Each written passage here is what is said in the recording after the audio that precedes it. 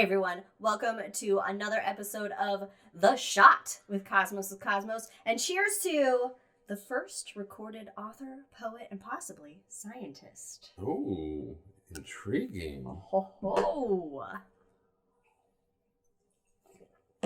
Mm. Oh, damn, that's good. It is really good. Oh it is my really good. God. So, since we're getting close to the spring equinox, it's almost spring and possibly is already spring by the time you're listening to this. True. The spring equinox was actually the beginning of the new year for many ancient cultures. Okay, makes sense. In Sumeria, Akitu, the new year began with the first full moon after the spring equinox. Sounds like Easter. Sounds very much like Easter because it is. It is, basically. Yep. All right. So we're going to go back in time to 2300 BCE. Now, at this time, we don't have the term scientist. Wait a minute, where are we at? We'll get to that. We're just going back in time. We'll get to the location in a second. No, I'm sorry. Where are we in time? 2300 BCE. 2300 BC. Okay. BCE. Okay, we don't have a term for scientist yet. Science isn't technically a thing yet. In fact, the term scientist doesn't come around until the mid-19th century. Oh, okay. Shit. Okay, yeah. But we can equate things with modern science that ancient people were doing before there was a term for science. Right. Scientially. Okay. And we're going to focus on the first recorded author, poem, and possibly scientist, which is a Sumerian high priestess named Enheduanna. Oh, who? Enheduanna. Oh, okay. All right, her father is Sargon of Akkad, which is the founder of the Akkadian Empire. Okay. And she was the chief astronomer / priestess of Sumer. So we're in ancient Sumeria at this point. Now, of course, there's not a lot of stuff from these cultures at this time. Ancient Sumeria, Babylonian, we're basing everything on various artifacts that have been found, clay tablets, and clay, works of art kind of thing, or murals kind of thing, or little things. I don't know. Now, this isn't her birth name. Old shit I want to touch, exactly. Enheduanna, this isn't her birth name. Her birth name is unknown, but this name of her, it's her priestess name, basically. Okay. And it means she who is the chief ornament of heaven. Okay. So she's basically in charge of the heavens, almost. Now, according to an article from the American Astronomical Society, she's the first person in history that we would call a scientist today, whose name we know and who we have writings from. Okay. In fact, write your shit down. Yeah, writing is key for all of human history.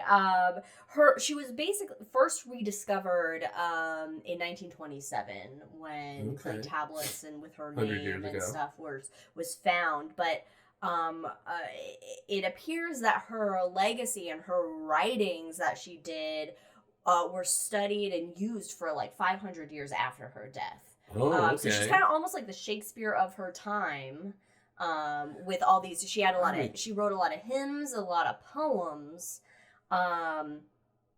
that discuss the various gods that she was kind of in charge of. One of them being the moon god, and this is kind of key. So let me get back on track.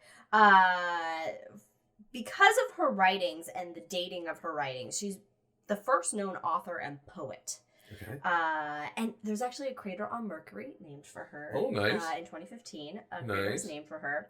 And her role was to manage the temple complex of Ur. She controlled kind of the whole agricultural surrounding of the temple. So farmers and shepherds and just the agriculture, she was in charge of it. And the activities of the liturgical year. Now, liturgical year, we know that today it is the year that focuses, it's where the year is broken up into seasons that highlight different religious festivities and events, like Easter, the Sabbath, Ramadan. Right. All of these festivities that we know today that we associate with, Christian or Islamic religions, they go back to ancient Sumeria and ancient Babylonian. They're the origins of these time periods, basically. There's no technical works, no mathematical works or anything. It's all through her poems that archaeologists and Assyriologists kind of interpret her role and what she did and the astronomical aspects to that. Okay. She is seen as an educated woman of power, being the daughter of the king.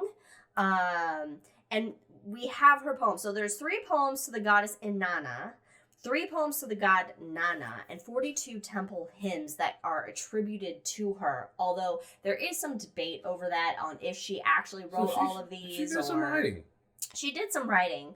Or, it's either her or various priestesses with the this N title of priestess, but the consensus is this is by this person, basically this woman. So one of these, a section of one of these poems goes, "The true woman who possesses exceeding wisdom, she consults a tablet of lapis lazuli. She gives advice to all lands. She measures off the heavens. She places the measuring cords on the earth." So, she wrote that? Yes. About herself? Yeah, a lot of it is kind of biographical or about her experiences or about, in relation to the gods and events, almost. Except she's a Zionist. So, breaking this down, lapis lazuli at the time was a rare stone that only rulers, would use in tablets. Okay. Giving advice to all lands, this demonstrates the aspects of her leadership. She measures the heavens, which we know in ancient times, this is astronomy. This is the study of astronomy. And she places the measuring cords on Earth. So this is Earth surveying. Right. All of these are all technical subjects that require some mathematical skill, basically. So the early work of these astronomy and measuring the heavens, these apply to things that we are familiar today, like I mentioned, like Passover and Easter, taking precise measurements of the positions of the moon and the stars throughout the year, which is what priestesses like her did. So they track the moon to set the calendar at Jipar, which is where they lived. This is what their residence was called, and her residence was called. It is a holy place with a sacred garden. And the priests and priestesses that lived in Jipar, they established a network of observatories to monitor the movements of the stars and the moon, the celestial bodies, basically. So one of her poems refers to this fact of her own rooms that were used to track the passage of the moon.